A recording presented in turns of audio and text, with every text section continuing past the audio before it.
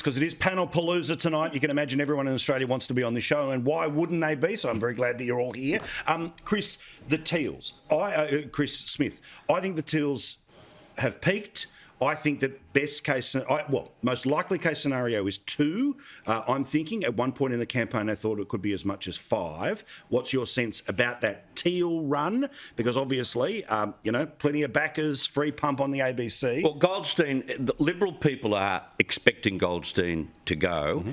And there's also a little bit of criticism about how Tim Wilson has looked after his electorate. But putting that aside, that might have more to do with their opinion about what may go on. But yeah, Zoe Daniels, you're right about them peaking though, because what we saw is this refusal to tell people what they will do in a hung parliament, who they will support. You can't ask for integrity and show that you have none yourself. Correct. And that's exactly what they did. And I got the feeling, Monique Ryan in particular, smart, quick, very well worded, intellectual. But I thought that in the last 2 weeks, and 2 weeks ago, remember, she wanted to change the border policy. That is going to hurt her in Kooyong. Mm-hmm. I can't see Josh Frydenberg losing. If Josh Frydenberg loses, the Liberal Party is decimated. They'll lose Dixon, they lose Dutton, they'll lose Morrison and Frydenberg if that would happen. Yeah. Another quick hit from you, Sherry, before we go. Final observation? Well, so many observations, but something to add on Kooyong.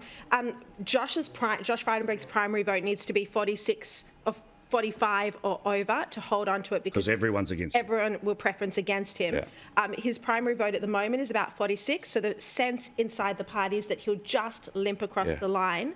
But the independents is the biggest unknown factor.